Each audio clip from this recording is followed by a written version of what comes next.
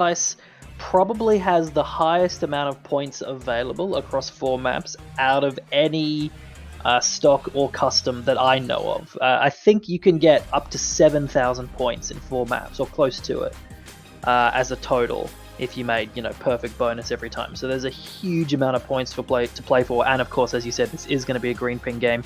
I do think, the one caveat to that green pin is I do think Kimchi is going to be playing. I'm not entirely sure, but Kimchi very well might be playing for CATJAM, connecting from Japan to the EU server. So he's going to have somewhere in the region of 200 MS, I would say. Right, and we mentioned this a little bit before, but if there is one player from the international scene, or a group of players from the international scene, that you want to see playing with that high a ping, it would be Kimchi, just because of the experience and his time on Team Envy in 2 completely different eras. If there's anybody who knows how to overcome that, it's him. And maybe the idea, too, is that, okay, if he's playing Uzi, because you have Thug and Josie, both able to play Shoddy the way that they are, because Thug can also play Uzi, he can play whatever the hell he wants. They have players on the team who can make those green ping plays, and then you give Kimchi's positioning, his intelligence, his tanks, his SI play, and you're just like, okay, well, 200 ping, if anybody can manage it in a game like this, it would be him. Oh, absolutely. I mean, I'm a huge Kimchi fanboy. I think he's a phenomenal player, and I think Kimchi plays better on 200 ping than a lot of people do on 5. So I'm looking forward to seeing it. Yeah, and I don't know exactly how that will go into the equation when it comes to chemistry that way, but when you have players that are of this phenomenally high level, like when you look at rosters on both sides of this, to say nothing, we haven't even talked about Soul and Dusty yet, but at the same point, and Brian as well, of course, it's like these players are all at the point where you're not going to expect them to make anything close to a rookie or a dumb mistake, but you also have to look at what is the what is the team cohesion going to look like for CATJAM that way? Because I'm not sure how much they've actually had time playing with Kimchi, and it's not always down to that being the overriding factor, but it definitely helps when you know what the other people on your team are doing without having to try to figure anything out, especially in a match of this level. I mean, sort of going back to just fanboying on Kimchi for a minute, if there's one player who I trust to make smart decisions, even if, I haven't been scrimming with him and a lot, it is Kimchi. I think he's a very versatile player. As you were saying, Dave, Dusty, Ryan, Wolf, really the whole WTF SPONGY team. Very experienced, very solid.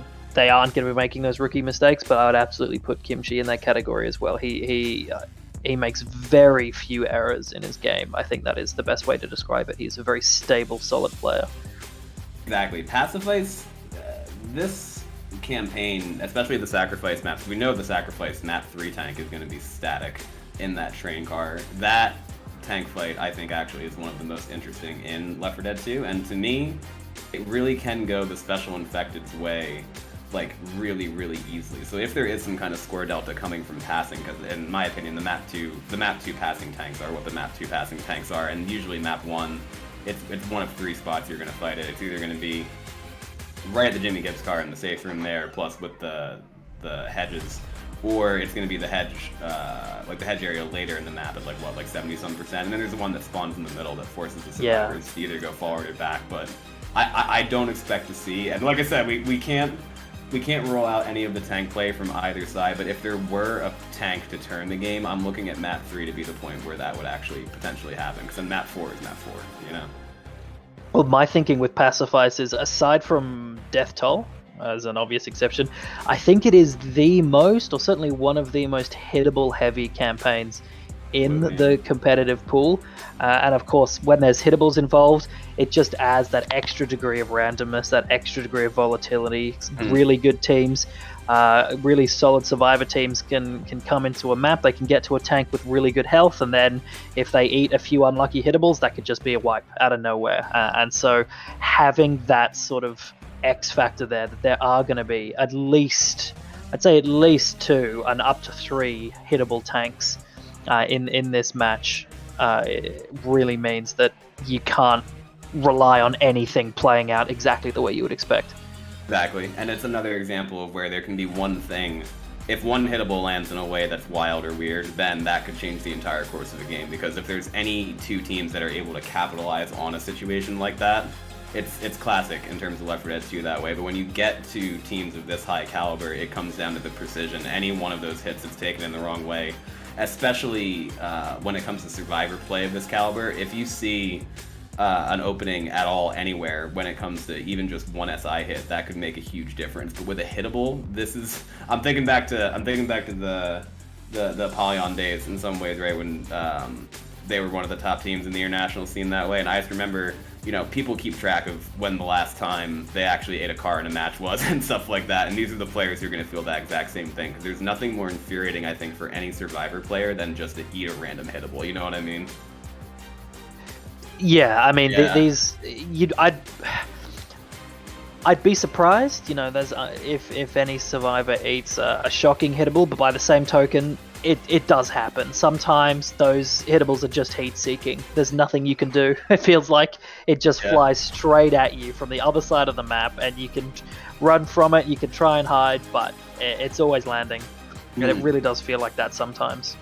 Yeah, and it's a combination, of course, of how well the tank is able to hit it, and then if they can ricochet off of things, etc., right? But at some points, I'm thinking of map 4, because map 4 is probably one of the, like, it's like you mentioned with Death Toll, right? The map 4 Death Toll tank is all hittables on the tank side of things. It's not all hittables, but you need to be able to get as many of them in towards the safe room as you can. Similarly on map 4 here, if they take it next to the boat that's just completely immobile, right, in that open area before they start pushing towards the salt hill, that's where the tank also needs to be able to get, like, every single hittable he possibly can, but he can't screw with them that much, because if the survivors go backwards, it's a very easy AI for them to move back to a much more wide open safe area that way too on a transition. If they can get the tank out of position that way, I would expect both these teams to really force the SI on survivor side right into positions that aren't good for them. Like I think we're going to be seeing both these teams trying the best that they possibly can to just get that overall momentum and then take things from there. And it looks as though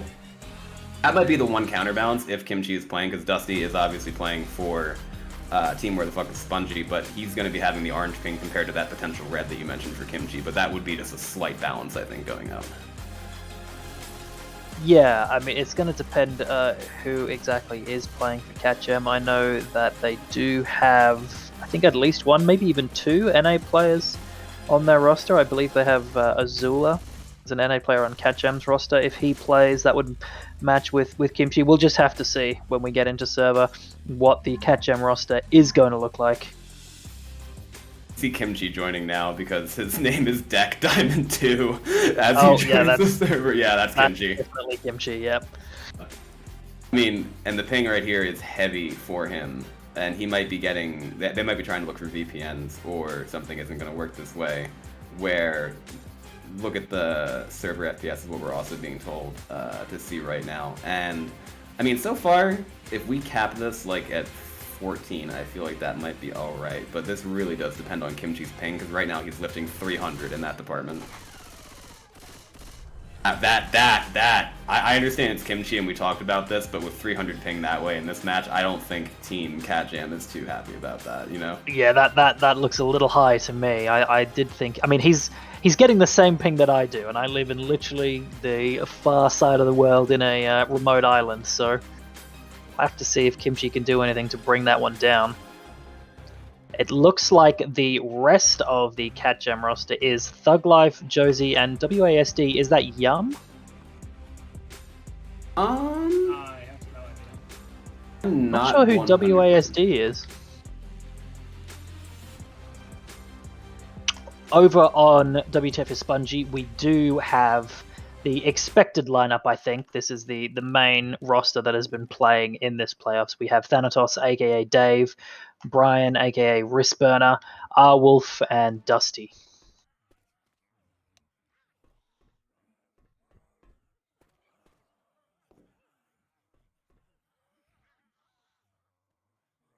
So we are just going to wait and see exactly what happens here with Kimchi's ping. Yeah, we're Thug figuring Life, out. Josie, and WASD are all on green. Okay, so that's right. I think it's actually going to be Sir who's joining this game as the fourth for Team CATJAM, from what I'm being told. I think WASD, so it looks like... I'm not sure, because Ask Josie Dusty. has said that they're going to ask to change the server. Interestingly. Alright, so he's going to check things on the other one, but if Sir is their fourth for this, then that would make a whole lot of sense. And then if there is, of course, any issue with the server that way, having Sir Please here would obviously help us out. But let's see exactly what goes on with them figuring this out, because yeah, Kimchi's routing that way is definitely not going to work. So I think they're going to hop to another EU server and see if that's at all better, because he should be getting what, like low 200s? I think he should be getting about 200, yeah. Okay, yeah, that's what I was thinking too, because that just looks wildly high. 300 is what I get, so the literal farthest away possible is EU Oz. So I think in Japan he should be considerably closer. Around 200, maybe even less than 200, high 190, something like that. Right. And let's see where Sir is actually showing up as well, because that would actually be a really that means it's gonna be like a classic EU matchup. There are so many names in this game, just from the annals of Left 4 Dead 2, right? Yeah. Benji is appearing offline. I'm pretty sure I saw him in chat not so long ago. You can try and hide, but we all know you're there, Benji. Actually changed his name back to Sir too. Helps identify him compared to a couple of the other names, but I don't know. Depending on the lineup that way, I know I've seen Sir playing a lot, and this would be a good time to talk about Thug and Josie's history in the community, because they were on Team Nonstop for a tremendous amount of time, and then they also, like, Thug was there on the Team Serenity days, right? And yeah, he's back with Miro, right? Exactly, yeah, in 2016. That's why I'm saying these are the old school EU players, because Thug's been around since Left 4 Dead 1.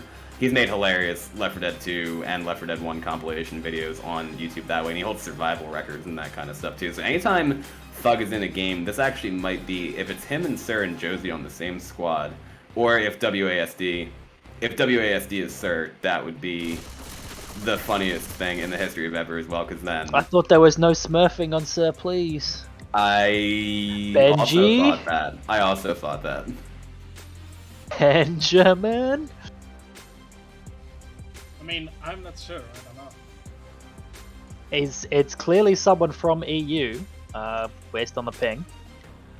I thought it might be Yum, but we will find out. I mean, he was also saying this isn't going to work, look at the server FPS, and then I was like, okay, it might be Azula, because his profile says NA, but it's not NA, because he has 22 pings, so... Yeah, no, it definitely isn't Azula. Unless Azula hopped on a plane to Europe for this match, which I would respect the grind. The team flew him out there, exactly, yeah. Yeah, to the gaming house. Exactly, Josie's basement. Yeah, literally. Call it the gamer house. Okay, but they're still going through the ping check. Hopefully we get this taken live at some point soonish, even though it is a one game that way. I think both teams are kind of chomping at the bit. And also you see for team Where the Fuck is Spongy, they've got themselves mostly tagged and ready. That lineup, Dusty, Arwolf, Wristburner, and Thanatos, that is a terrifying Survivor side lineup right there.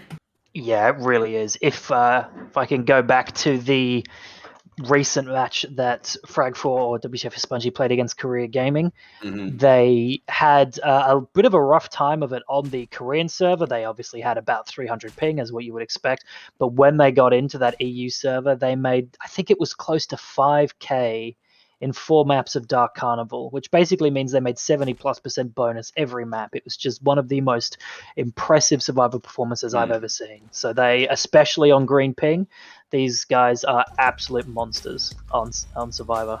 Yeah, and you have Dusty, who's one of the best players, if not the best player in the history of NA, right? You can talk between Dusty, Purple, back in the day, all that, right? But Dusty's the one who's been doing it as consistently as he has been, so this ping is going to be no issue for him. But with Brian also being able to play Shoddy, and of course Soul, you know, this is something where any one of those players, if you have the ability as a team, right, what you're looking to do is on every hit, if someone can skeet the hunter or just quickly deal with it, then that is ideal, because any one of those players could one-click a hunter or two-click a hunter that way with that kind of shotgun style, especially on this low ping. But with Sir and Thug and Josie on the opposite side of things, they can also get those shutdowns. It's really going to come down to, can the coordination from Team CATJAM get around the just absolutely historic survivor play that we've seen out of Team Where the Fuck is Spongy for a decent amount of time. And we'll see if that proves to be true or not. Hopefully soon, just because if there's any players who can do it, it is going to be Team CatJam's current roster, but that is also contingent on Kimchi having ping that doesn't make him look like he's playing a PowerPoint presentation. So yeah, we are going to have to wait and see how the ping gets sorted. But even with that said, I mean, this 58% tank already starting things off that way, right? That's actually the one that spawns where it forces the survivors to move back through the map. And now we have something called hypocrisy going out in the special infected chat. So we may take a quick segue as a caster squad into Left 4 Dead 2 philosophy, but let's see exactly what happens with this first, because I think that was a reference to the match times being started at a certain point, and so far I do believe in classic Left 4 Dead 2 fashion, as everyone on the server knows, 10-minute delay is not anywhere near the worst I've seen for any one of these matches. I think the record is actually like an hour and a half between when the cast started and when people actually raid up. So we haven't gotten anywhere near that, but we're also not looking to do that here today. So yeah, I mean, hopefully it won't take too long, but this is a playoff match. It's a best of one. If it takes a bit of time to find the right server, then that is not an issue. We are all happy to be a little bit patient here, I'm sure. Well, also since we are waiting, I'm just gonna play 1 minute that. I hope no one's gonna have problem with that, because I think the delay gonna keep at least 5 minutes. So yeah, I'm sure that'll be fine. So we will see you guys back here very soon, I'm sure, once we have the ping situation sorted. Sweet. All right, we'll see you momentarily, and then we will kick this off as soon as we can.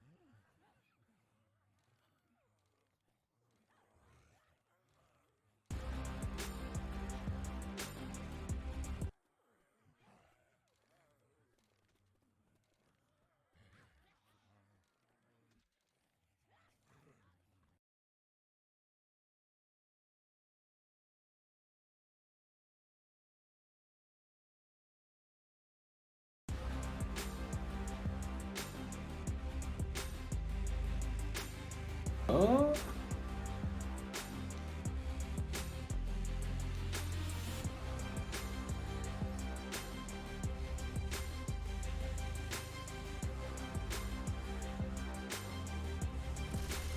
But since... Are we back? yeah. Okay, indeed we are back, and good news and bad news. Good news is everybody's on the server. Bad news is Kimchi's still getting 300 ping to EU. For good news, I think because we agreed to play on the server, this is just how it's going to be, but I am still unsure exactly how his ping is getting that high, just because, as Elliot was mentioning beforehand, the largest geographical distance you could possibly have for a match, at least from what we've seen in terms of ping, is between EU and Australia. And if Elliot's ping is better than Kimchi's ping on EU, something is wild. Yeah, that is not quite right. I would say there is some funky routing going on. I don't know if Kimchi wants to... this might take a little bit too long to set up, but there are some pretty good VPNs. Mudfish is one that I'd recommend. You can get it set up very quickly. I'm almost certain that he could get about 100 ping less if he got a different routing. Mm-hmm.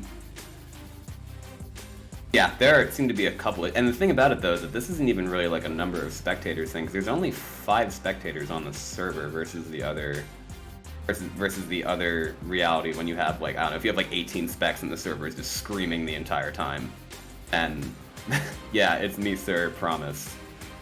And okay, well, if that this is going to be a very wild match as well. I think that's what the atmosphere that we're getting for this, because as soon as Kimchi, who is named Deck Diamond 2, readies up, we will be taking this live. This is going to be interesting. We're in Discord, so it is him. So we are confirming that WASD is Sir, who's playing on a account that is not his main, which is interesting because it's also his servers that way. So all right, well, we have every single person that we could possibly want here on the server in time to kick this off as soon as Kimchi does ready up. It looks as though he's going to be forced to play with that 300 ping, and indeed, we almost go live right there as I say that. Now we're going to be, and now we're not, because this is competitive Left 4 Dead 2 in 2022. It'll never change, Elliot, and I love every single part of it, because now we're doing this again. What are you doing? Listen. Who are they? Okay, I think they're just setting slots. That's good. I mean, let's not get too panicked, everyone. All right, exactly. Now going live. Anticipation is killing all of us, and now we are going live as the survivors, which is going to be Team CATJAM, make their way out of the safe room. Smoker does get self-cleared right there by Nick, that being Thug Life, and we also saw that Hunter get cleared as the Boomer gets a 1 boom. We are going to do a quick roster rundown as this game has started. So for Team CATJAM on the survivor side first, that's Thug Life, WASD, aka Sir Please, Jin, aka Josie, and Deck Diamond 2, aka Kimchi. Who do we have for Team Where the Fuck is Spongy, Elliot? Where the Fuck is Spongy? We have Dave, aka Thanatos, aka Soul. We have Wristburner, aka Brian. And we have Dusty and R Wolf. And the ping advantage is currently in the hands of Team Where the Fuck is Spongy, just due to this addition of Kimchi to the roster of CATJAM, and they are putting him in the back, having him play as positionally as possible, as this next hit's going to be a Charger, Spitter, Smoker, and Jockey. They're going to have the green ping players try to react as well as they can. It's going to be Jin, aka Josie, in front. The Survivor team does push outside. Smoker is going to die. Charger and Jockey both coming off the roof, and they're not going to land anything. So far, high ping equals no problem, Elliot. Yep. Very cleanly taken by the CATJAM survivors here. Deck Diamond 2, Kimchi, is sitting there on 99 HP. Sir and Josie are 99, and Thug Life sitting on a cool hundo. As this tank will be up very soon.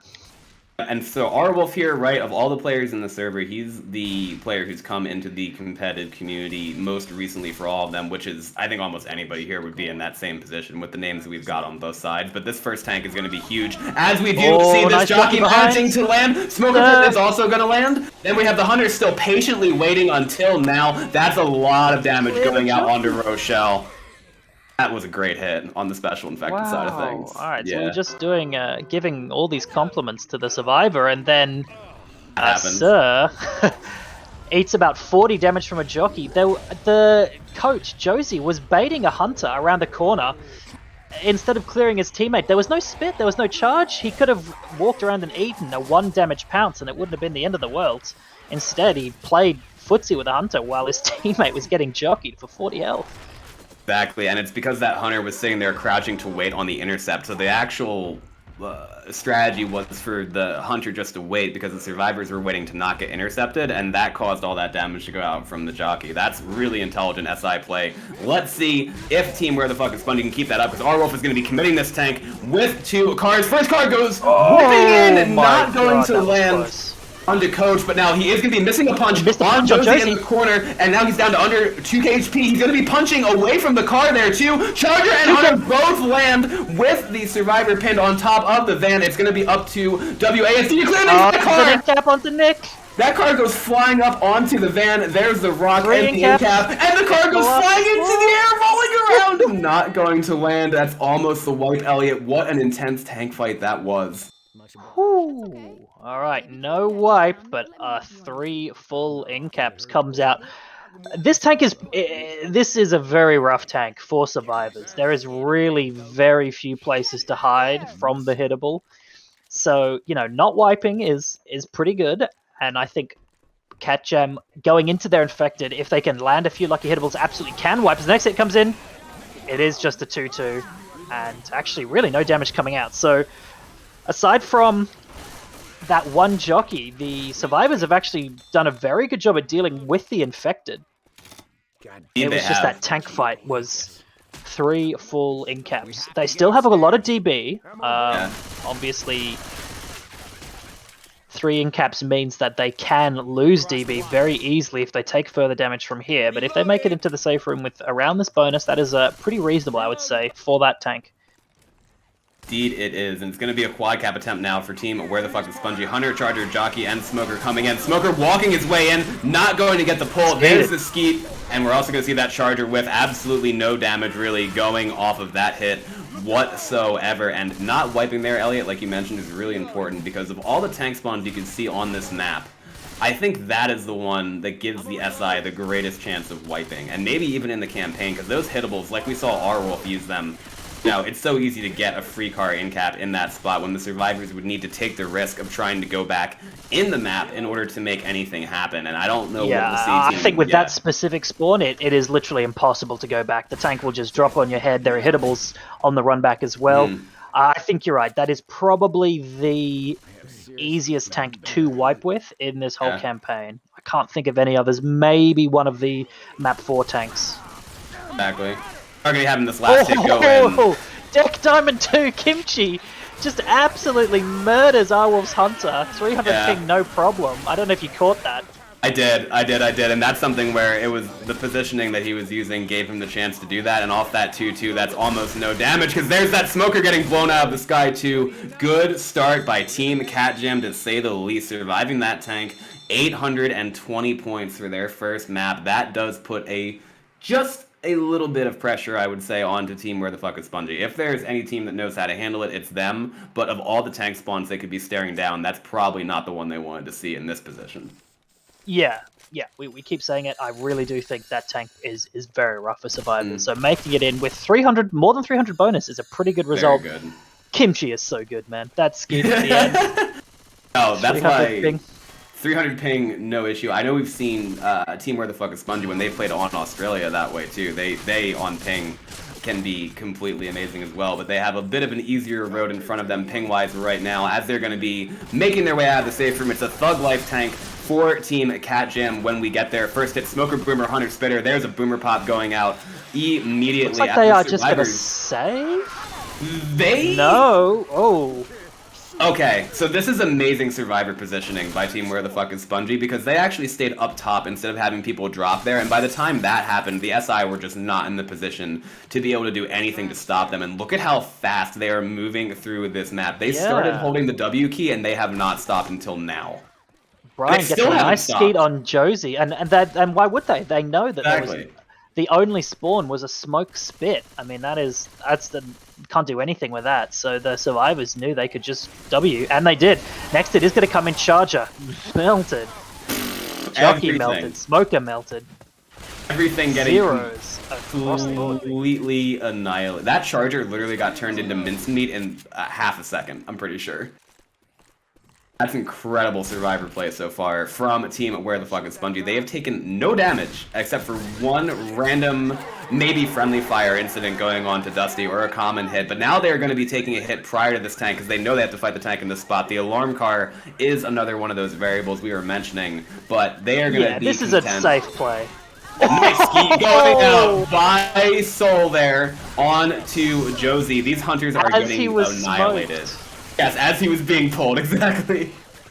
This is the level of play you expect to see, and it's such an amazing example of how, Left 4 Dead 2 creates teams that have this kind of cohesion where any single player on Survivor right now can make a play exactly like that. This tank in the hands of Thug Life is going to have to do work. It's a favorable spot. They need to get everybody down to 4 punches right now if they can in some regard. They're going with the rocket spawns too. Charger, though, is not able to make it in. There's the first hunter we've actually seen land, and it will be onto R-Wolf for just a little bit of damage, but that at least does drop the survivors into 4 punch range, except for Dusty, and the survivors are actually pushing up here into the tank's face just a bit. They're going to force him.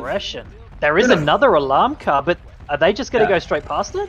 I don't know, because they're forcing him to make a decision. I think they were going for some kind of chip, but Thug immediately saw that and then went upstairs, which is really good for him, because now he'll be able to keep sight like this SI are going to have a chance to hit them as they're getting back set up in that corner.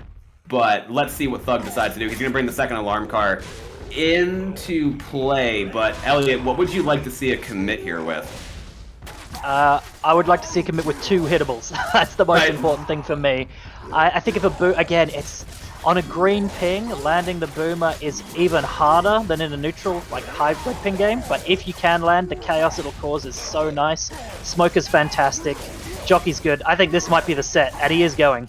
Indeed he is. He's got both those cars. He has one survivor in the corner, that being Arwolf. Arwolf shoots a punch right there as the smoke does go. He's turning back around. He's going for the car. He gets the car in the There are 3 survivors in the corner, and the boom missed, so the tank is going to go for a kill now instead. Yeah, that'll be a death on the Arwolf, 100%. And he still has another car hit in him. He has 600 HP, whipping those cars as much as he possibly can. Missing that hit, he has 46 HP. He is going to die, but that is 1 survivor dead, Elliot.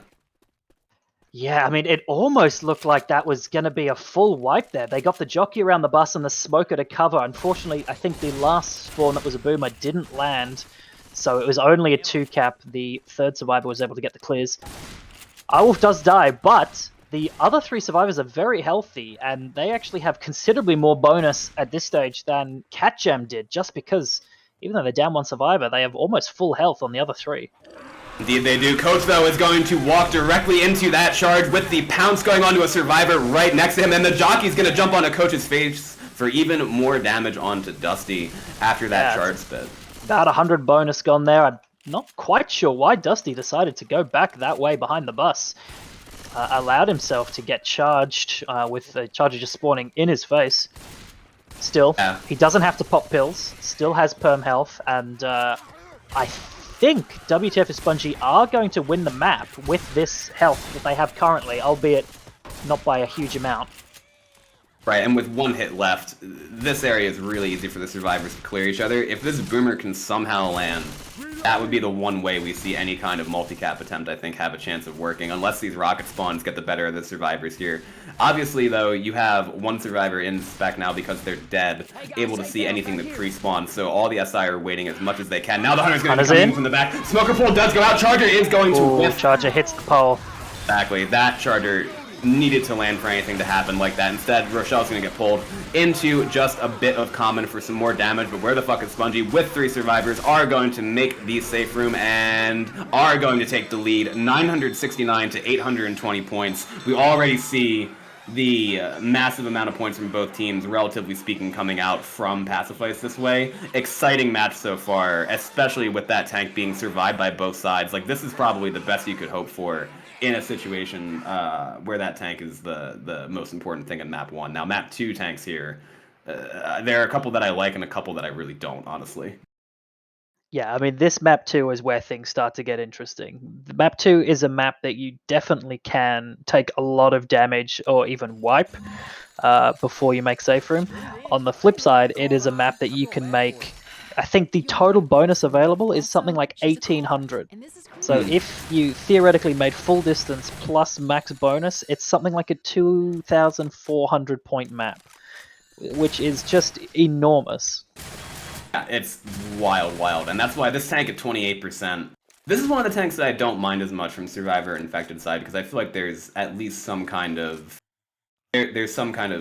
ability for both the teams to choose what they want to do with it, where the survivors can fight it in the pool room, or they can stay outside, the SI can intercept them when they go back. It'll be interesting to see what WASD, aka Sir Please, does with this tank, as we are live now with Team CATJAM on Survivor side, and Team CATJAM rather on Special Infected side. Team Where the Fuck is Spongy on the Survivor side. Charger, Spitter, Jockey, Smoker for the first hit from Team CATJAM. Let's see what they are able to do with this as the survivors are baiting as well as they can. The Jockey's in the safe room. Charger goes rocketing in. The shotguns make absolute mincemeat of him, and there is just a bit of spit damage, though, that goes on to Dave. The Jockey spawning in the safe room maybe was supposed to get the survivors to look that direction, but Elliot, there was too much distance between where that Charger rocketed from Those the survivors held the S key so fast. They did.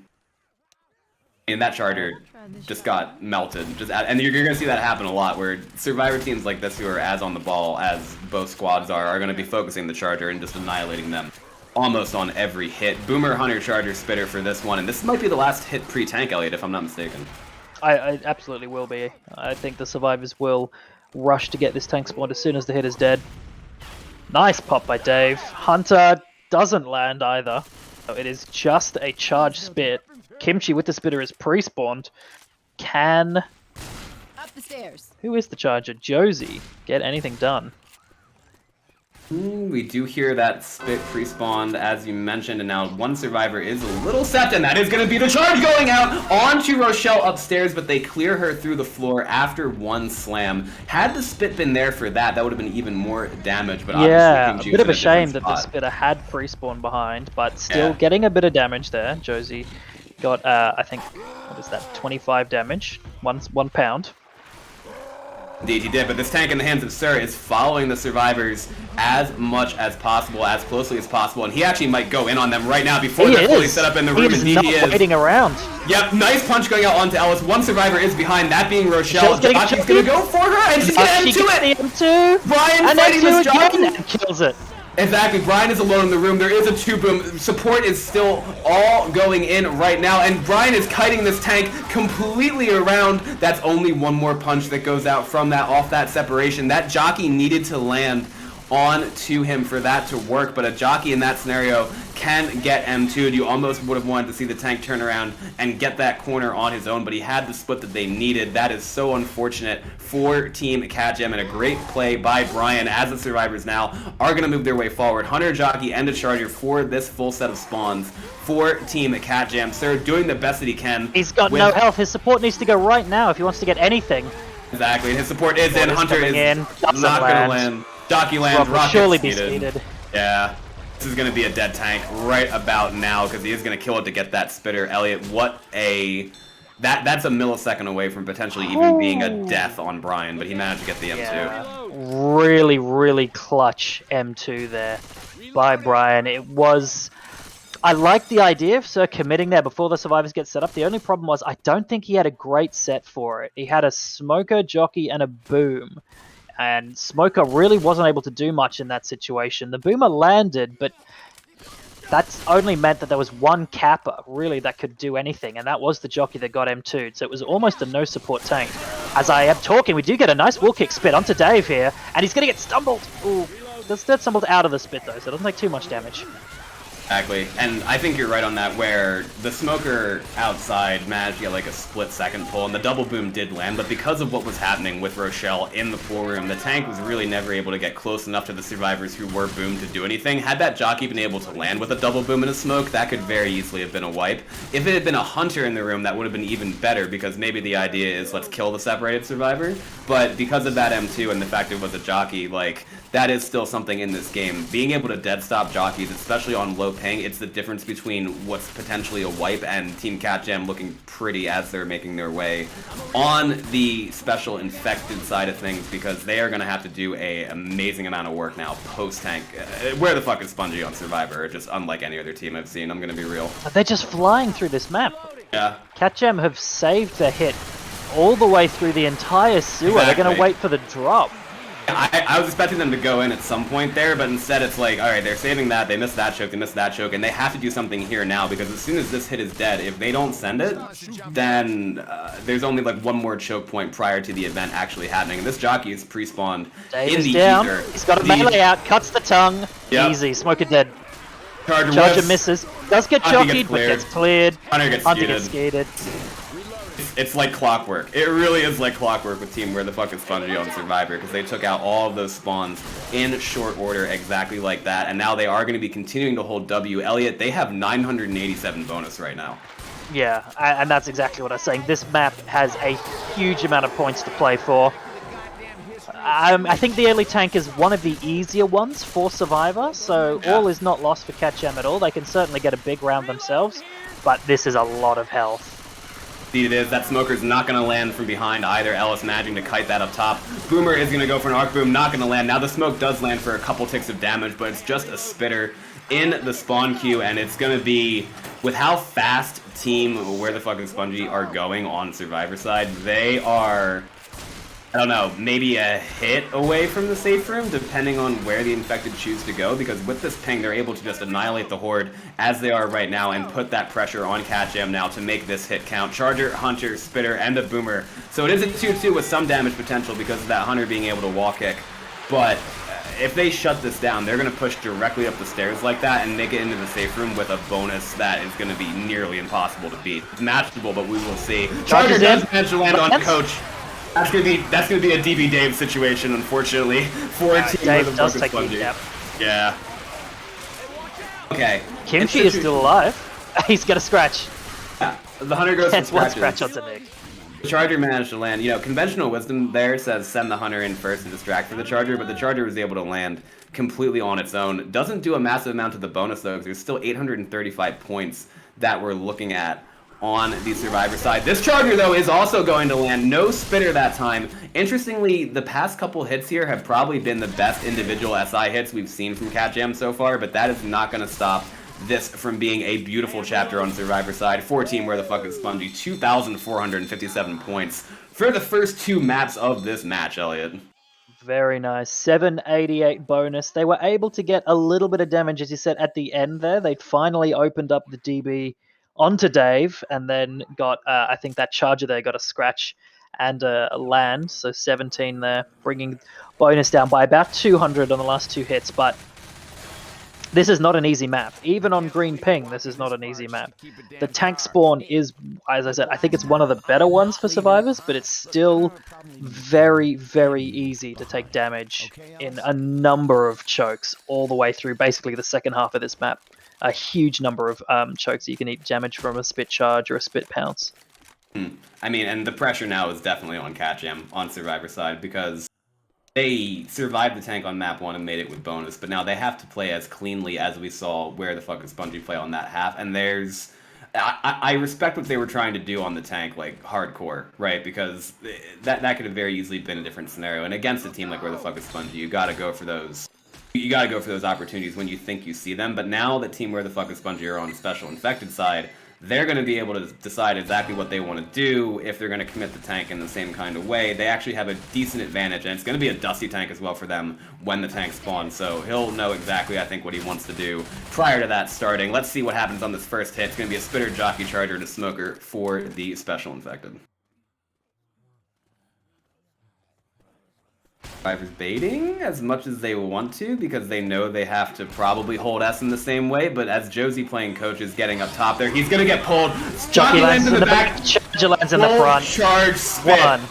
Yep, exactly. That is a classic combination, and it does work on Josie with that death spit too. The pull charge spit in front, managing to knock him already down to 53 HP just off that first attack. And it's like, playing Survivor there with Shoddy, you're trying to go forward and get as much space as you can to maybe get around the corner, but that's where holding S might have worked just a bit better. It comes down to decisions like that happen so fast, and now it's going to be it's very hard for Josie. He did get smoked into the charge. You really just need your pos 2 to clear the tongue. Yes. That Hunter lands, that Smoker lands, and that Jockey lands for a quick rolling, almost rolling 3-cap with a double boom as well. More damage going out on the board just from these hits, but that should enable Team CATJAM to spawn the tank. Gotta reload! Let's see if they manage to do that while this Boomer is still alive, because if this Boomer is able to get any kind of reboom, that would be huge, and there is going to be a single boom onto Nick as they're pushing into the tank, deciding to push directly into the space. Indeed it is, and Dusty's going to be pushing directly after Nick, because Thug Life is boomed, and now in the corner, but he's down to 2k HP, getting knocked around against that wall. Tank is still getting the corner onto him now. There's the in-cap. Charger is going to land with the 102, and the tank has a corner on Rochelle. The Charger is still landing too. That's going to be a punch on a Survivor with God Frames. There's a punch onto Sir. That is a lot of damage, Elliot. That is a lot of damage. Nice skeet by Josie. It could have been such a different story. Even that single one boom just caused there to be so many commons, so much chaos. Thug Life really couldn't do anything but get early cornered. Yeah, they do kill the tank. But they take, as you said, quite a bit of damage. They have already got 100 less bonus than what WTF Spongy finished the map with. Yep. And they arguably have the hardest half of the map yet to play. Exactly, and this is what we were talking about when it comes down to minuscule decisions like that, because if that boom doesn't land, maybe that's an even better idea, because the survivors are trying to be aggressive as possible, but there's a double cap with that Smoker and Hunter both landing. Josie, clear the smoke! With the spit going down too. Yeah, I mean, that's what happens in a game that is this fast-paced, because that boomer was able to just clip Nick with that arc vomit from the roof as they were going forward. If there's no boom in that area, there probably still are wandering commons to some degree, but this is CATJAM really trying to play as aggressively as possible, and it's been having mixed results so far for them, I would say. They're moving through the map a lot slower than WTF Spongy did as well. They do? The Charger's actually gotten out with about 5 health and punches Josie in the head as he walked around the corner. But I mean, I think if you catch him, you just gotta pop your pills and start moving through this map. I mean, I get pills give you some points, but distance gives you way more, and it also means you take less hits. Exactly. And that's gonna be spit damage as well.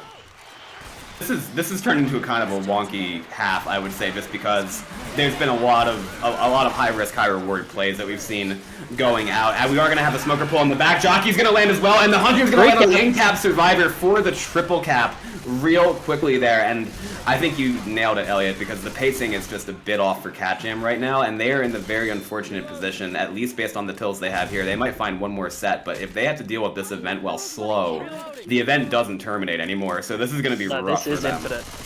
Yeah. It feels like CATJAM are playing at WTF Spongy's pace. It feels like the Infected is setting the pace, and you never want that to happen if you're playing Survivor. Exactly. And I think it's because they're just watching what Team CATJAM are doing on Survivor side, and then they're making the right adjustments at the right time to make it work for them. And this is going to be a nice kill, though, by Thuglife with a melee onto that Hunter. It wasn't a melee ski, but the Charger lands up top along with the Jockey. Sir is going to jump out of that spit onto the railing, and here's where the W key is coming out now, Elliot. They know they have to make quick work of the rest of this event, because if they get somebody in-capped or something, that bonus is going to go down, down, down. It's still more damage coming out with every hit. Spit charge landing. Bonus is now down to 357. So they have lost half of the bonus that they had when the tank died. And they haven't even got to the hardest choke in the map. As that is another hit coming out. Smoke in the back onto Ellis. Kimchi's not being covered by his teammates, and he goes down. Sir is now completely ahead, and he's going to get charged by that Charger all the way forward. Indeed they are. This is what happens. This is what happens when you load into an account that isn't your main on your own server. A situation like this where you're just getting pounded to death by a Charger, almost going to die from the Horde. Thug is trying to save him, and I don't think he's going to be able to because they have the SIF to troll. That's a death. There's the Jockey. Oh, yeah, this is a wipe. This is a wipe. This is going to be a wipe. That's the death onto WASD. And you hate to see it if you're Team CATJAM because they were just so split like that, but I think the pressure might have gotten to them just a bit in terms of how they paced their Survivor this round, because they're looking at a 1k point delta now going into the sacrifice part of this. And with Sir being that far forward there with somebody in the back that way, they're trying to play aggressive and reset the pace exactly like you were saying, because I think right now Team Where the Fuck is Spongy are setting the pace on the special infected side of things, but I think they managed to overcorrect on Survivor, and they just haven't looked like they've been on the same page this entire map, honestly. They just needed to all go fast or all go slow. They had people in the back holding pills, they had people in front popping pills and running off. Kimchi was not being covered. Arguably, he should have taken pills to be fastest. That is the double charge!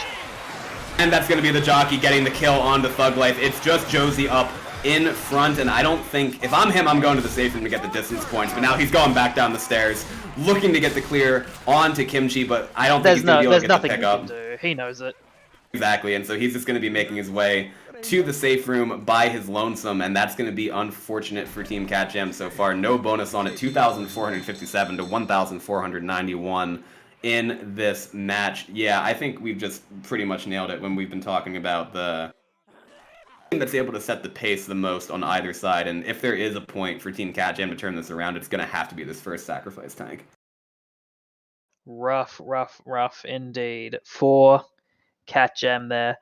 1,000 points sounds like a lot, and it is a lot, but the one caveat is that these next two maps are worth a lot of points. As we keep saying, this Pacifist campaign, aside from map 1, maps 2, 3, and 4 are all worth a lot. So if CATJAM are able to get a wipe here and then are able to make a good bonus on map 3, they can completely erase that point difference in a single map, or even, in fact, take the lead. Yeah, and I mean, I think on that last sequence, Kimchi was the survivor who was in the back, and normally, right, at least from seeing him play with Envy primarily, right, it's been, okay, they like to play very positionally, and with the person in the back, that position 4 usually being the one who can dictate pace. But in this particular circumstance, when Sir went forward and Kimchi was still in the back, because Kimchi was boomed with 300 ping, now it's coming down actually below 300, it's down to like 284. But it's still very, very high red. He needs the cover in that situation more than ever. So I think that might be one of the things we see being a difference maker in this, just because I'm not sure on Survivor side if they've managed to get the pacing down that they would want on Team CATJAM side of things. The high ping obviously doesn't help, but I think a few of the decisions that have happened on their side have unfortunately been just clashes in play style, at least to start. We'll see if that continues or not, or if they're able to bring it back, because I know we have at least one Kimchi tank to see in this match as well, but it's going to be Josie with this static tank in the train. As we are live here, it's going to be Team Where the Fuck is SPONGY on Survivor and Team CATJAM on SI. Jockey, Spitter, Hunter, Charger going in right now. There's the Hunter landing onto Francis with the Charger almost getting something as well. Not going to land, but that's a decently long get up for our Wolf off of that spin. It's actually a lot of damage going out onto Wolf. 30 health gone. They all just stacked on the Uzi player. That's pretty much what you have to do in these low ping games. Exactly, and this is the pacing that we are used to from Team Where the Fuck is SPONGY. They're going to get past this death charge situation and then get underneath this bridge. May even try to push it further out, but the spawns are going to be up and ready to come in from above them, so they are going to chill just for a second. Smoker, Jockey, Boomer, Hunter for this next hit. Boomer's going for an arc from the roof, but has pre-spawned. Wolf's picked up a shotgun after that first hit.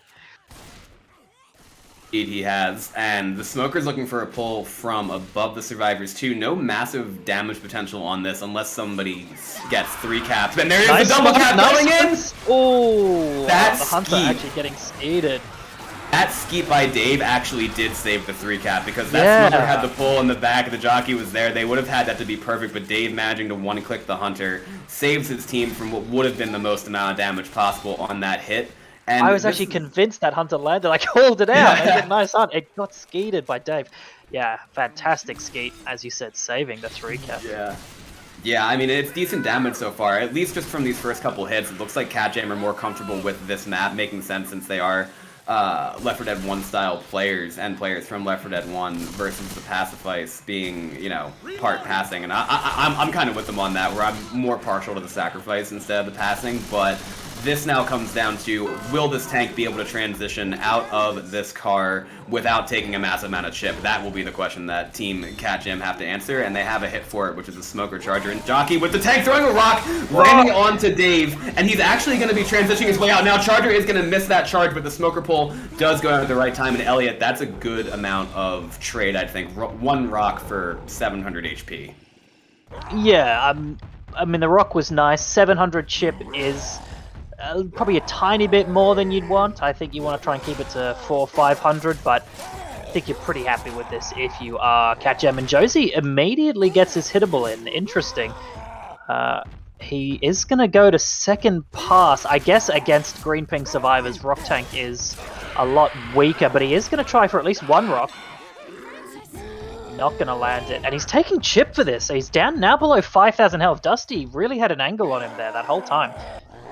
Exactly, and that chip is no longer ideal, because I've seen tanks do work with this amount of health in this area, but in a game like this, he needs to have that hittable work for him. He has the things that he can break as well. You haven't seen the Survivors bait him into throwing rocks at those yet, because I think he's trying to save them for when he actually commits, and he's going to be doing that right now with a Smoker, a Charger, and a Hunter. So no boom. Car goes flying in and is not going to land. Our Wolf managed to get out of that. There's one of the bricks being broken as he continues his way in. He's actually switching sides. Hunter gets blown out of the sky by Dave. Punch being missed onto Zoe. Another punch being missed onto Zoe. That is not what you're looking for. If you're Team CATJAM, the boat gets broken, but the tank is dead. Elliot. that first car hit was close-ish, but then it was all team where the fuck is Spongy from there almost. Yeah, another clutch steed coming out from Dave. I mean, obviously assisted by his team. I will chipping it a lot, but with these SI just aren't really landing on these tanks for CATJAM, and it just allows the survivors to kite and juke a lot more than they perhaps should be able to. Exactly. And there's another ski by Dave. Dave! Yo, Dave is absolutely on fire on this EU server. I didn't even call it a skeet, I called it a Dave. Yeah, That's what it is. Yeah. I mean, and he's made the plays. Him and Brian so far have been the players for Team Where the Fuck is Spongy who have made the plays. I mean, Dusty's been Dusty and Arwolf has been Arwolf that way, but Brian and Dave have done work so far on those hunters and jockeys. If you can kill those auxiliary cappers like that without them being able to do anything, you can take a charge spit once in a while, because look at how their health is right now. Smoker, Hunter, Charger, and Jockey, so it is a quad cap attempt from Team CATJAM, but I think they're at that point where they know they need to do something now or it will not be their match. Hunter going in is going to manage to land that time. Smoker Pole goes out in the back, but that time it was the Charger that got focused by those Uzis at the same time. And Elliot, this is amazing momentum to say the least. Yeah, and it's just compare this Survivor play to what we saw from CATJAM in the last round. You know, Where the Fuck is Spongy are making really good distance between every hit. They're looking confident. Dave is landing skeets. Whereas over on CATJAM, they were slow. They didn't know if they wanted to pop pills. They were allowing the infected to get set up at every choke. It really is looking kind of night and day. Indeed it is. Hunter, Charger, Spitter, and Boomer for this next hit now. The last hit of the map for Team CATJAM. Boomer does get a nice boom. Triple boom to open this. Yep, and there comes the Charger, not going to land. The Spit's going to go down on nothing. Hunter going in is going to land onto Zoe, but with the Spit already being deployed, that is going to be all that's written about this map. 586 bonus, unless there's a random common tick here. That's going to be the number that we see. Team Where the Fuck is Spongy making the safe room with 3,541 points through the first 3 maps of this match on their Survivor side, and this is getting into... if there's anything except Team CATJAM making the safe room with comparable bonus, this match is over, but it could also, depending on how that tank goes, it could turn to blowout territory, actually, with these scores looking the way they are right now. Yeah, I'm starting to lean towards a blowout, to be honest. I mean, WTF is Spongy, I think they had that one death on Arwolf on map 1. Did the DB, I think the DB just got opened on map 2, so they had like 90% DB on map 2. They just made 100% DB there on map 3. I mean, they're not even getting in-capped, really. They're just making these maps with perm health on almost all of their survivors, almost every time. And we are going to have a tank in the hands of Dave for that that is tank. a big rocket from Dave. Okay. So that is a much better shutdown, obviously, than what we saw last map, but that's another example of you have all the SI coming in one direction. Yeah, you said that rocket. That rocket was indeed ambitious, but that Hunter was able to be 1-clicked or 2-clicked out of the sky before it even got close. The Charger had way too much distance to go between itself and the Survivors, and now we're going to see another hit coming up right as the Survivors are pushing their way out. Boomer rockets in, gets a single boom. Hunter, Charger, Smoker still in the spawn queue. Elliot, this could be dangerous. Survivors are backed all the way up. And now the hit is coming in. Oh my gosh. Yep, there's the 3-cap coming in. That was perfect. That Hunter was incredible, okay? Obviously the Charger is the thing that did the most damage, but what that Hunter did is it spawned up top and then it went all the way behind the Survivors, and the Survivors thought it was still above them, got the stumble, hit the 3-cap. Elliot, that is gorgeous SI play. Literally all 3 of those spawns landed the same second. That was one of the nicest synced 3-caps I've seen in a long time. That was incredible. And now there is one more hit, I think, before this tank is going to be spawned, or at least close to it. Hunter, Boomer, Spitter, and Jockey. That cohesion from Where the Fuck is Spongy just doing absolute work. Jockey lands on Lewis in the front as well. That's going to be a double boom from the top, and that is just another example of everything going in at the exact same time. Even the 2-2s are getting good damage like that. And Elliot, this is all Team Where the Fuck is Spongy now. Yeah, more damage coming out. Josie getting jockeyed, Rochelle, Zoe, that was Sir, had to run through the Spit to clear him. And I mean, if we do a quick bonus check, they're getting towards the stage that they're at the same bonus that WT for Spongy had in the safe route. They haven't even played the tank yet. Exactly, and this tank in the hands of Dave has the chance to close this out pretty much right now. Obviously, where the fuck is Spongy are on an absolute tear when it comes to this, and let's see what the Survivor team, that being CATJAM, are going to do to get this tank out of this train. He's trying to do the trick where you can open the he's door. got it. He's got it? Perfectly Yeah. from below. He does, but now here comes the hit to cover the tank. Charger does manage to land. Josie. That's going to be the smoker landing too. Rock is going to be going in. 2 slams, and that is right there. That's less than 200 chip, Elliot, and all that damage from that charge. I honestly have no idea how Josie eats that charge. He just kind of stood there as it rocketed in on him. Yeah, that's something that you just cannot afford to happen on the Survivor side of things, On especially this at ping, this point. especially. Yeah, exactly. If that's an LA game, you know, hitboxes are a bit wacky with you're on ping and they're on ping, fine. But as a green ping survivor, just eating a full rocket in vision of you, not good.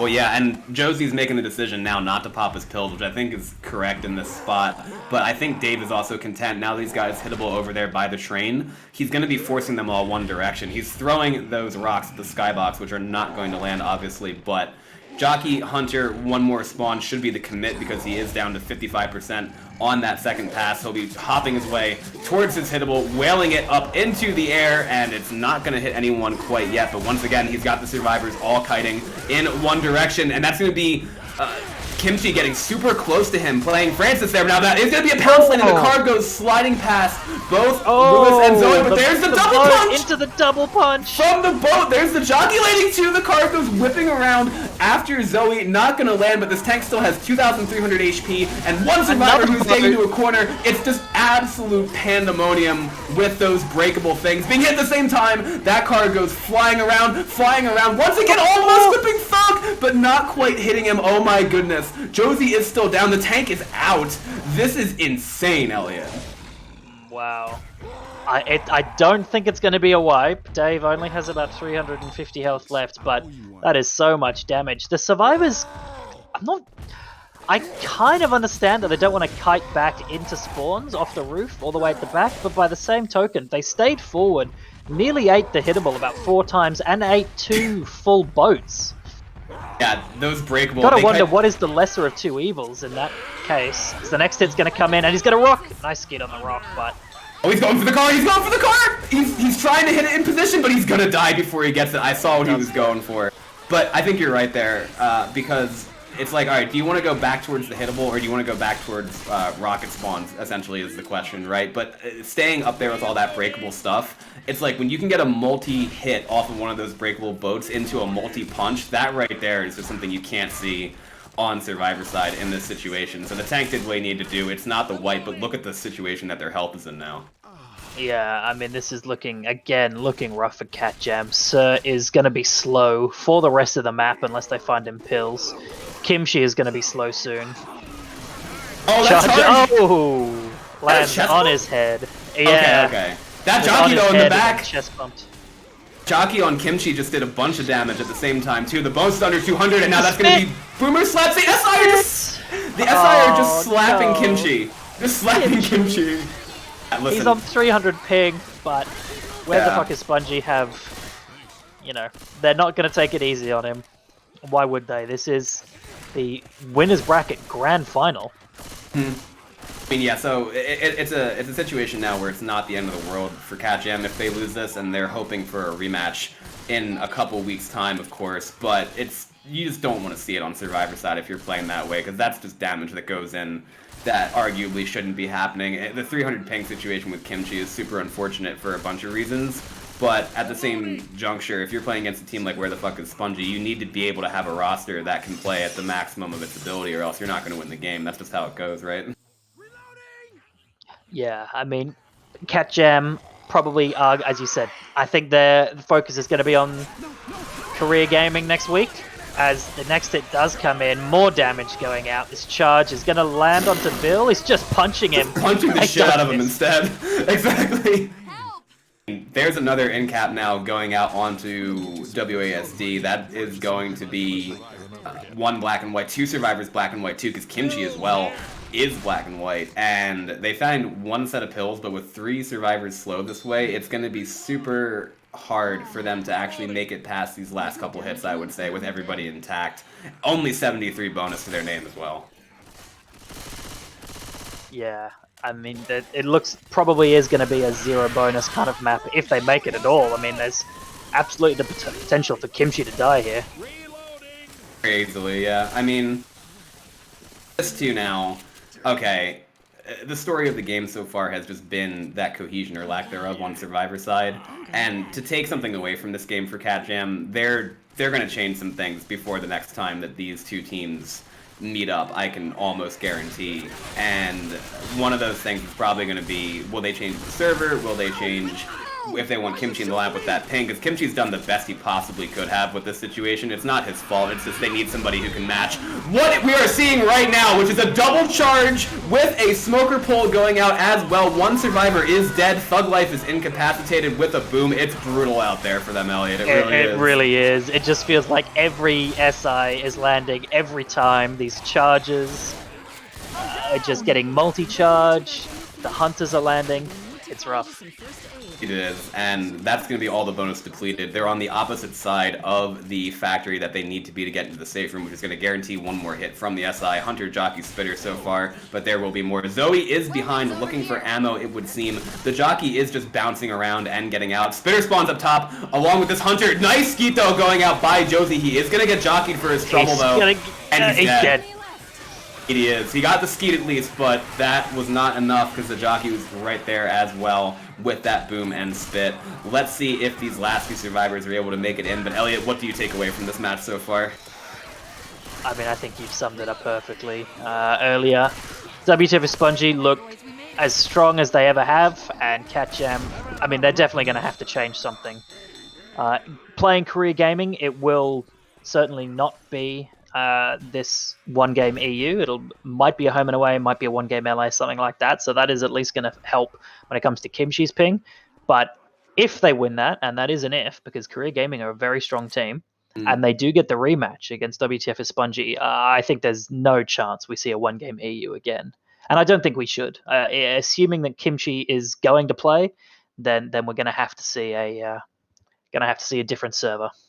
Yeah, and the other thing is, I would be, like, the surprise of surprises to me would be if they actually were to do a veto and pick anything close to Pacifice again. Honestly, I think because they know that this is the one match where, you know, the winner of this game gets a huge advantage, because then, obviously, in the grand finals, it'll be a different story for the team that wins the winner's bracket and the one that comes from the loser's bracket. But I think Pacifice happening here instead of in those matches, or that single match, is no accident. Like, we'll see what they pick for next time if they get the rematch that way, but I think the map has definitely been in team Where the Fuck is Spongy's favor, and they are all sitting at the safe room door in a perfect, in like a perfect cube for a hot second, as now they have left it and are looking at this first hit, which is a Charger, Spitter, Jockey, and a Smoker.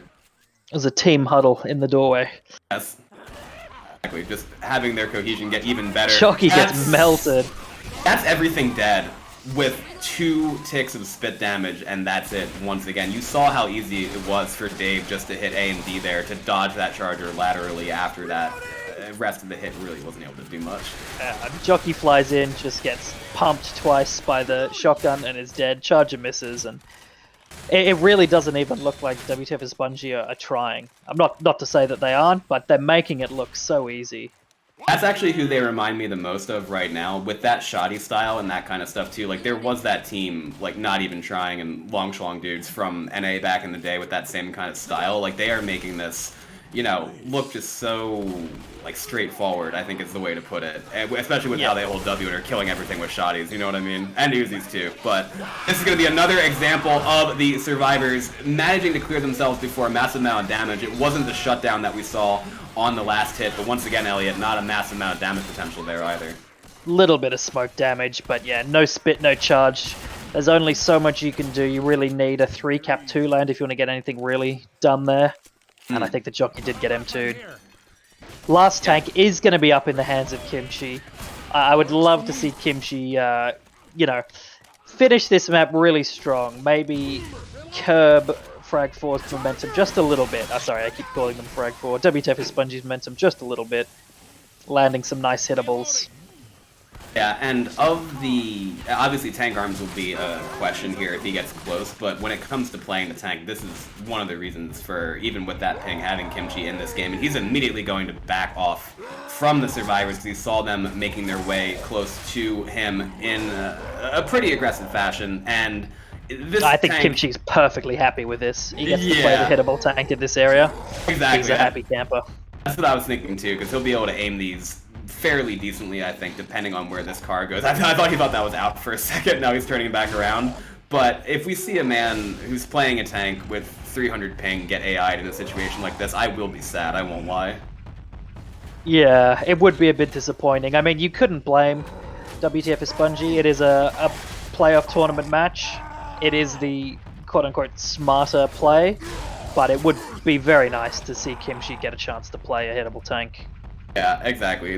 I mean, in a situation like this, anything goes for how they want to try to play it, but here comes a dumpster. He's got 5 toys in play right now. Yeah, they're all right in front. Yeah, and so the question is, for him to actually get them to work, he's going to force the survivors back, and they're going to go back towards the pillar area now. He's on 80% second pass. That car is flying in, not going to land. Dumpster also flying in. This is literally, like... might force the survivors to kite back far, and indeed that's what they're doing. As this car goes whipping in, he's on 15, 10, 5, is he bot on the boat? He's bot on the boat! It's AI tank! That is so unfortunate. They didn't go back, but the man still had his tank unfortunately go AI as they kite him around, and AI tank is now a boat captain and has decided that he's not coming off the boat no matter what. He's literally just gonna sit there pretty much the entire time, and that's gonna be he's gonna get unstuck now. But AI tank dies in the front. All aboard of the SS lower bracket here for CATJAM. Exactly, the SS lower bracket is how it's going to be, and oh my goodness, Elliot, because of that AI, they have 1,456 bonus. I mean, we could be on track here for the biggest bonus I've ever seen on this map.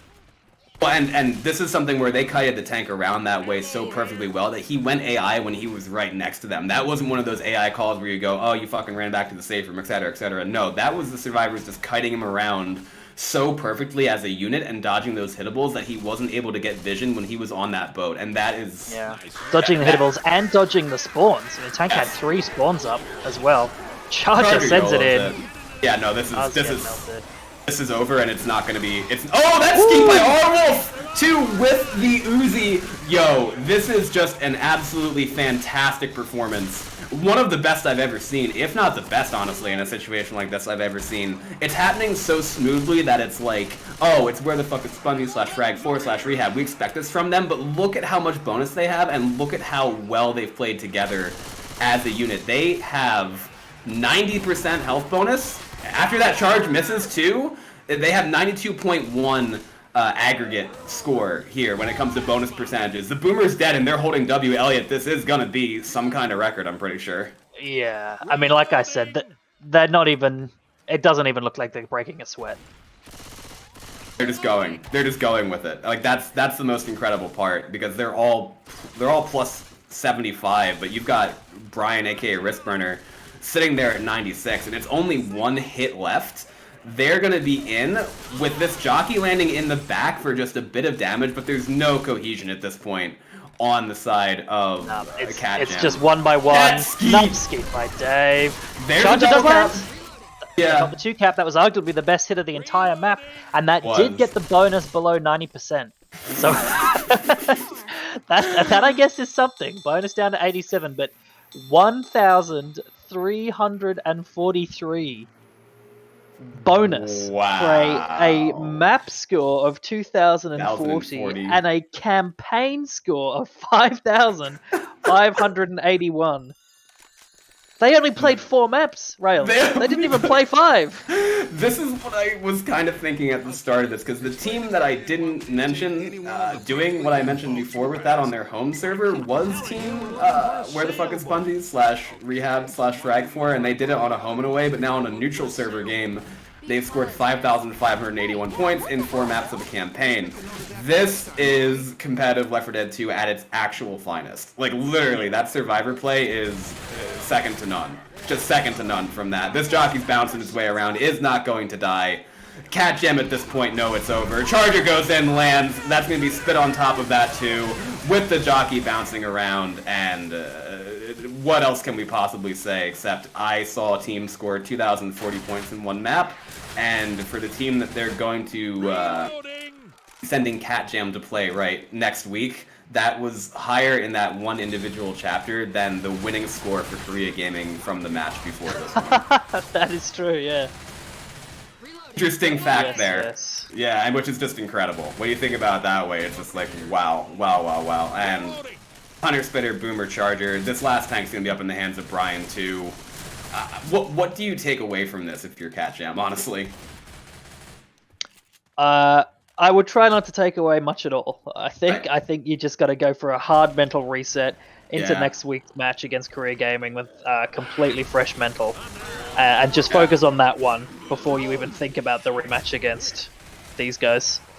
Yeah, and this will obviously give Team Where the Fuck is Spongy a break as we see that next match, the loser bracket final, will be played between teams CATJAM and Korea Gaming.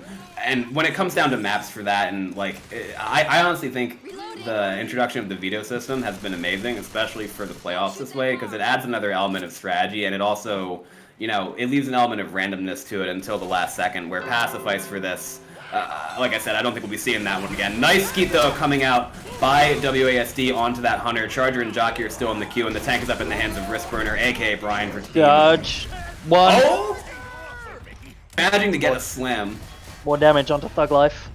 Yeah, and now WASD has pushed his way all the way to the front of the St. Lydia vessel that we've got.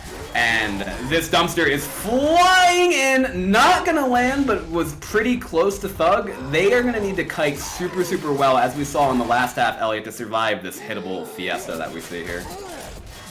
Yeah, so Brian's decided not to go back for the other hittables, and that means that he has a lot more rage to play with. Yeah. A big part of the reason why Kimchi got AI'd is he did spend basically a whole pass and a half bringing the car from the bottom. Right. And he had it wedged between the wall there for a hot second, too. This is going to be one survivor. That being said, kiting forward. Smoker is also going to die. Zoe going for the big play there. What a risk by Sir, but it's actually working. As the tank is missing punches now. Whipping. Yep, on to Francis. The Hunter is dead. He has no support. 2 punches onto Kimchi. Yeah, but I think that's going to be all they wrote. So that is Team CATJAM doing a good job of saving face on that tank for sure. What a play by Sir. That's another example of high risk, high reward. He ends with 2,500 tank damage on it, and very nearly, if he gets smoked there, he's obviously dead. But on a green ping play like that, you know, this is an example. I mean, the hittable missed him by an inch. An inch, too. I think Brian was literally just so shocked that he tried that play that he wasn't ready for the hittable on him. Yeah. I think that's what the strategy's been for CATJAM the entire time. So I actually like the fact that now they're staying consistent. That one worked out. It reminds me of what they tried to do on map 2 as well. But unfortunately, it's just been not enough to match up with the legendary survivor performance from Where the Fuck is Spongy. Because in a normal when's circumstance... the last time you saw a team have 1,200 bonus and not be winning the map? Never. Yeah, I'm pretty sure the answer is never, because it's like, oh yeah, they have a legendary 1,200 point bonus. What was the bonus for the other team? Right. And that just shows the level of players in the server on both teams, and also the bar is where the bar is at to beat Team Where the Fuck is Spongy. And like, CATJAM, I think it really does partially come down to the map, but then here comes this hit with that smoker landing in the back. Jockey lands onto Bill. Charger punch, yep, onto Thug for a good amount of damage. It's going to be real interesting to see how this goes. First between Team CATJAM and Korea Gaming, and then how the map veto go from there in both those games. Because, yeah, this is how you see Pacifice get these scores. The final scoreline for this is going to be like 5,581 to like somewhere maybe in the mid 3Ks, right? Yeah, something like that. Starting some disaster. But let's see if this 2-2 does much of anything. Spit is going to the Spit just climbs up the ladder and stands in their faces, and then it's a double cap. That's the story of this game so far. WTF for Spongy just seem to pull damage out of nowhere. I don't even quite know how they do it. They just always seem to be able to get damage done with every hit. Yeah, it's something where you absolutely need that level of SI cohesion, because on SI side, you're able to find ways to get damage out of areas that wouldn't normally have them, and now they have one more decent hit. Prior to this match going in the books and us having our top 3 set up for what's going to be an amazing last couple matches in this tournament as well. It is a 3-cap with Spit attempt from Team Where the Fuck is Spongy. The Jockey is already taking damage. Charger is not going to land on the side. The Smoker is going to get cleared. Jockey gets shut down, and the GGs are going out as well, because that's going to be Team Where the Fuck is Spongy. Not over, exactly, as they actually make their way out, but Team Where the Fuck is Spongy putting on an absolute clinic, punching their ticket to that winner's bracket final by a score of 5,581 to 3,656. And Elliot, to the grand final, Rails. Yeah, exactly, to the grand final that way. Like, there's nothing really else we can say about it, except that was one of the best performances I think we've seen in the history of competitive Left 4 Dead 2. Yeah, I mean, WTF is Spongy on this EU server, unmatched, I think, and I think they are unmatchable. Yeah. So the question I find myself wondering is, and this might be something that you could help us with, or maybe this is a question for Fig, when it comes to scheduling servers for the remaining match, they will be playing, obviously they'll be playing either Career Gaming or rematching CATJAM. Is there a possibility that we will see a 1-game neutral on a, let's say, an LA server or something similar in that grand final match? Because I think that is realistically the only way that WTF Spongy can lose is if they don't get the opportunity to just absolutely steamroll the other team on the EU home server. Yeah, I mean, against CATJAM, when you have 3 EU that way, against 3 EU, I don't think there's any way around it, because I don't think it makes sense to play a game differently than that. But then if it's Korea Gaming who want to do some kind of either neutral or home away, that would then be like, okay, what does actually make the most sense when it comes to ping? Does it make sense to do LA? Does it make sense to do the home and away? And we actually measure it out like that. But in a situation where you've got 6 out of 8 players in the same region, I don't see a reason for a home away, you know what I mean? Or for like a change from that region server. Using Kimchi in that way, you know, obviously it's unfortunate that his ping was as high as it was, but these are considerations that the team has to make, right?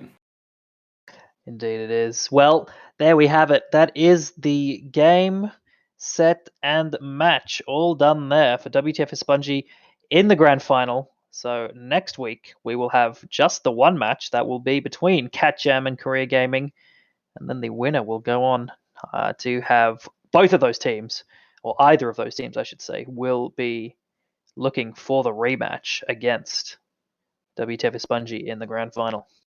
They shall be, and we will know when those matches are going to be played as soon as possible, and then especially the one next week, right? That one between Korea Gaming and CATJAM, I expect a great game from that. But after these 3 hours of what we've seen that competitive Left 4 Dead 2 is certainly still setting new records. That's what I'm saying. I just love seeing the game's development that way. Like, we've seen some of the highest and some of the lowest scoring Left 4 Dead in the same day.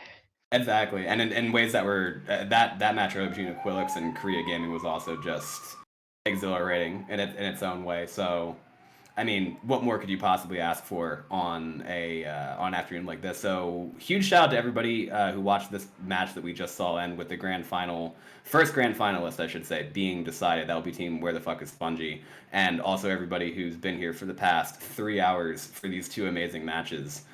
Shout out to Krycha for streaming this way. Shout out to Elliot, of course, for co-casting here. Thanks to the admins, Fig and Alexi, too. Sir, for the work that he does for the community. Lucky, Locke, and Pug, of course.